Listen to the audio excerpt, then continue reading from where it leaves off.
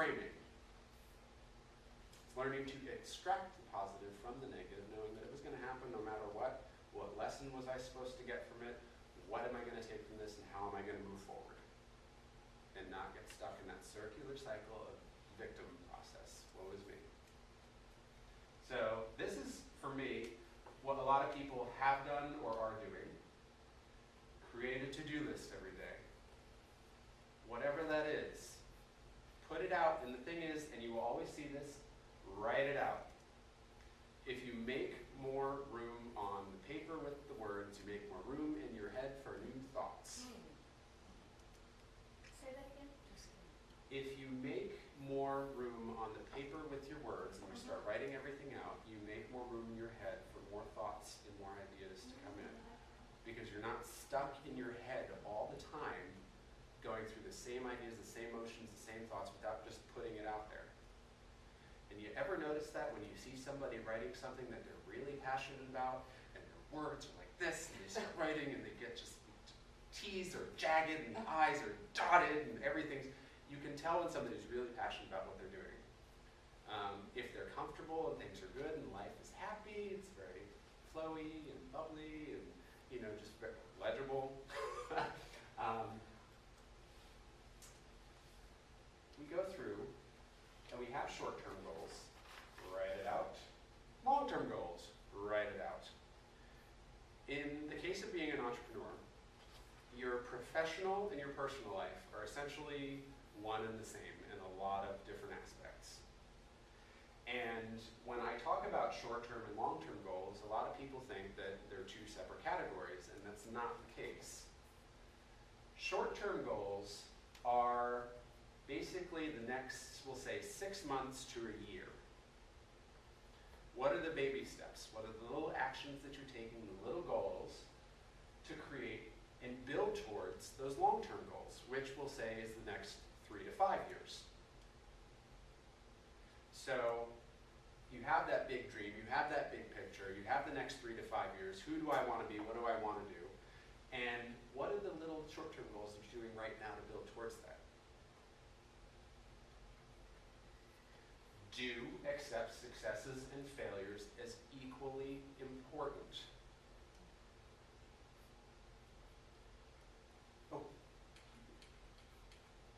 Do expect successes and failures to occur.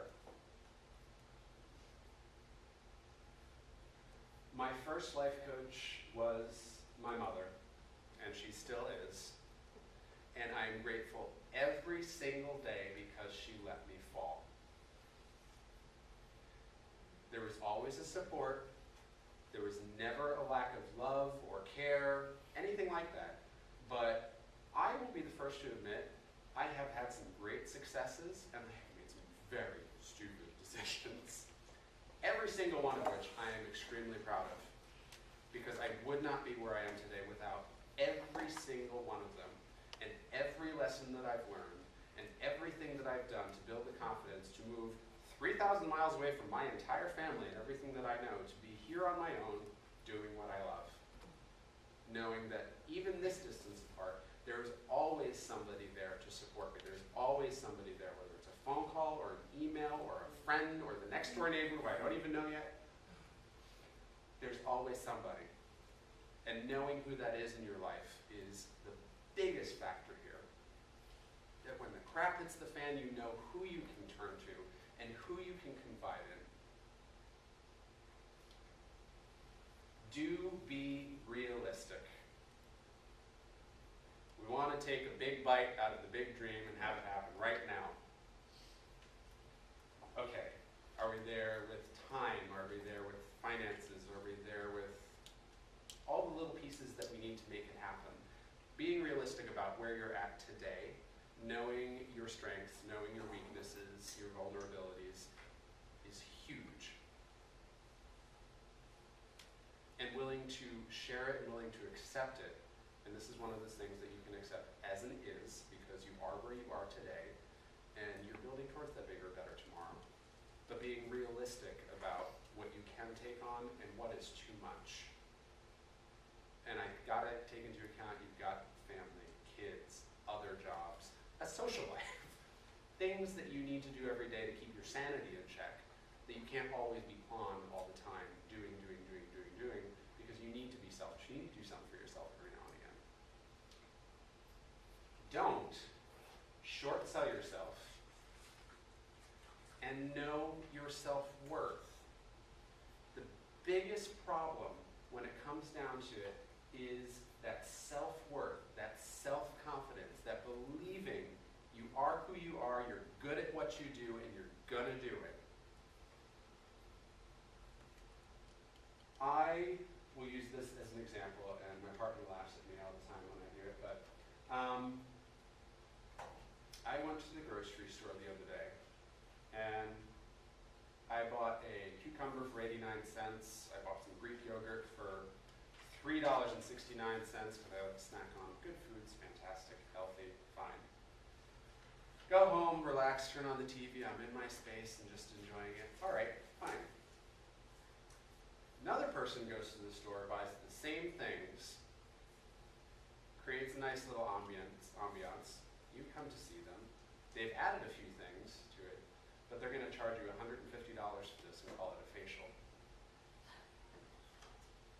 Believe it or not, this is just the basics. But if I were to ask you, are you worth what you're trying to do today, and you put into perspective, there is somebody for everybody. And there are people that spend thousands of dollars at these spas and these resorts for all these grand, treatments and rooms and music and bubbles and Lord knows what else.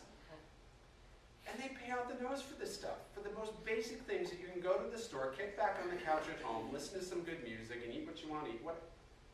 And it costs you about a quarter of the cost. Are you worth what you're trying to do today?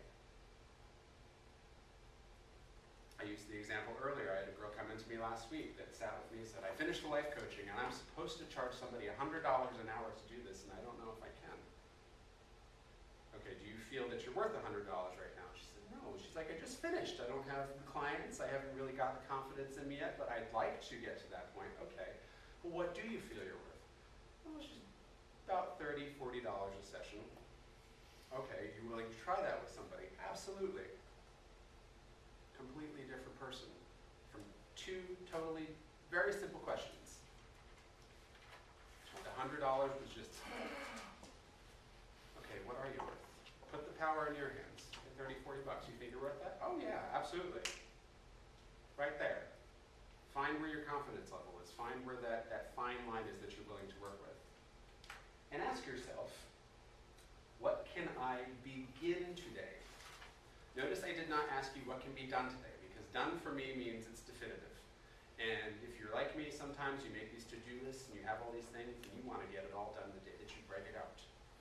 You have it, you're going to get it done. Be willing to accept that what you begin today may snowball into a larger, better thing tomorrow, and you may keep adding to that list over and over and over and over again. You'll keep crossing things off and you'll keep doing it, but it'll keep going. It's not a definitive. So what can I begin today? Do you have what you want?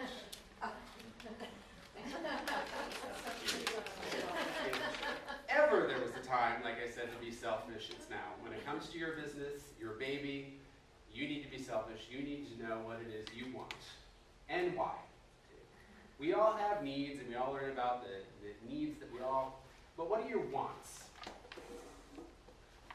Make a list of all the silly, selfish little things that you want to get. And in some of our life coaching exercise, yes, we did learn. Put it out there. Bigger, bigger, bigger. What's the big picture? What kind of car do you want to drive? How do you see yourself? What kind of house do you have yourself in? How much money do you think you're going to be making? Put it out there. That's fine. It makes you laugh. It makes you smile because you just really do never know. Brag books and vision boards.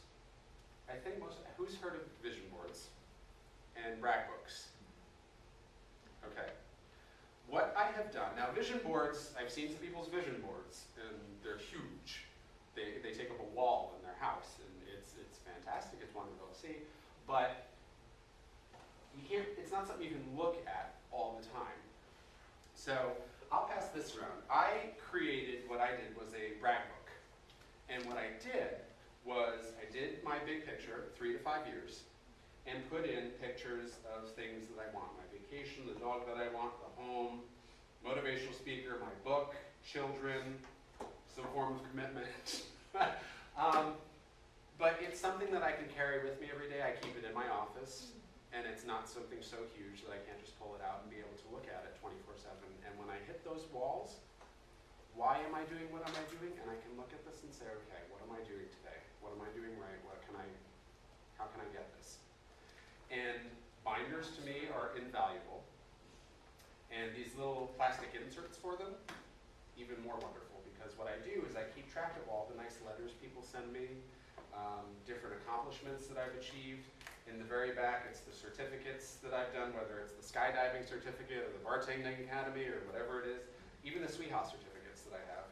But every little positive thing I just collect, and this is basically the last, this is one of two, so it's the last 10 years that I've just kept in touch with everything. So when I have those moments of I can't do it, I'm not sure if I'm worth it, I don't have the confidence. There was a point where I did do something where somebody cared enough about me to say, you know what, you're capable of doing this. And being able to look back and read all of this and say, okay, what did this feel like? Putting yourself, as I said before, in that place of that dream of that wish fulfilled, what did that feel like? And every time I look back on some of this stuff, there's not a doubt in my mind that I'm still growing in the direction I've always been growing.